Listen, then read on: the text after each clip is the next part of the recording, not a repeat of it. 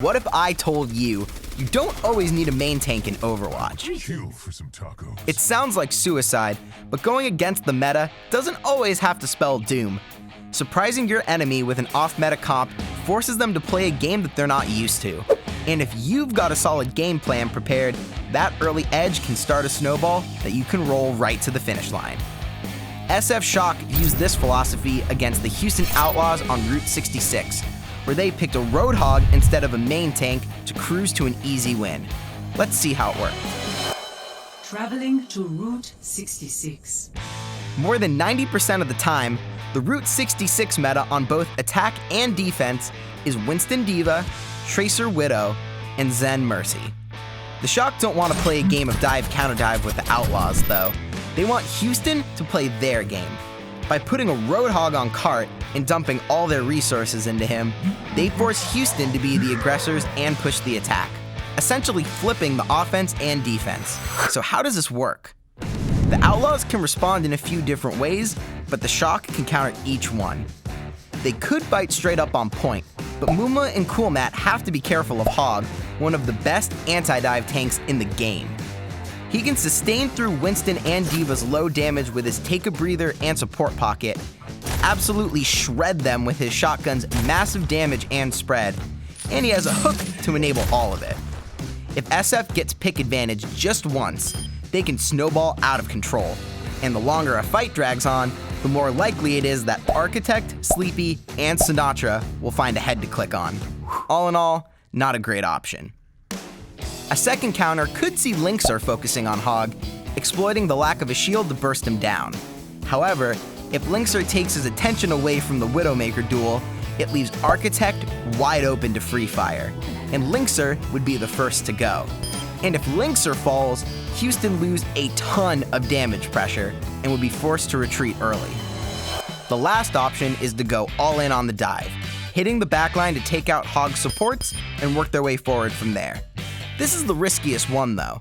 It would take most of the Outlaws' resources to get back there in the first place, and you don't exactly want to be diving a Widow and Zen. Plus, there's always that hook to ruin the plan. At the end of the day, all Houston can do is rotate their tanks, sending one to harass the backline and one to contest the point, and pray for a quick fight to go their way. Sadly for them, it never does. Early in the attack, Houston is able to keep the Shock locked down at the first corner with a couple picks. However, Super eventually turns the corner, and the Outlaws get their first taste of what's to come. Muma tries to fight straight up while Moth respawns, but gets hooked and taken down by Super, forcing Bonnie to use his res. With two key players already out of position, Houston have to take the fight, but it leaves Architect open to take out Linkser. Mistakes are made, but Architect finds that pick now.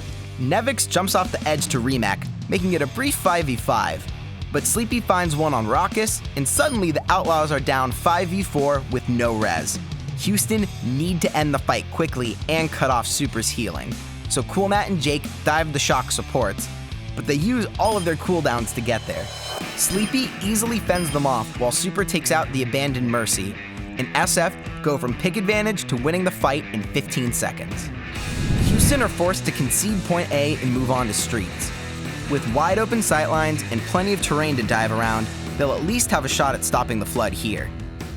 Linkser needs to keep pressure on Architect, but he eats a big shot, and that's when the backbreaker comes in. Super goes on a mission, strolling right up to Linkser and toasting him with the scrap gun. Just like that, the Outlaws' main source of burst damage is down, and they have to surrender almost all of streets, their best hope for defense on the entire map. Houston are forced to wait until the cart is right at the end of the point to contest. They try the split tank strategy. Muma dives Architect, leaving Cool Matt to contest the cart. But D.Va has so little presence versus Hog that he's forced to duck in and out of the saloon.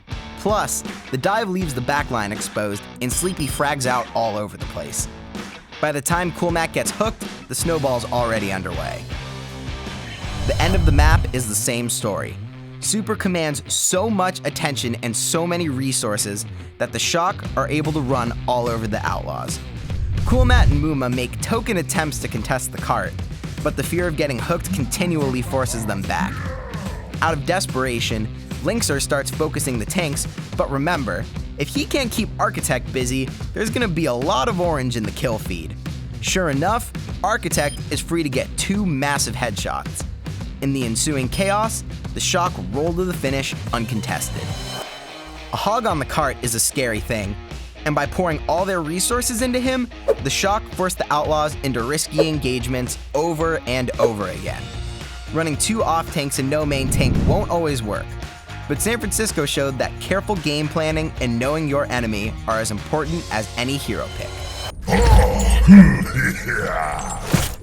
For more Overwatch interviews and analysis, subscribe to our channel. You can also find stats, discussions, and more on our website and mobile app at blitzesports.com.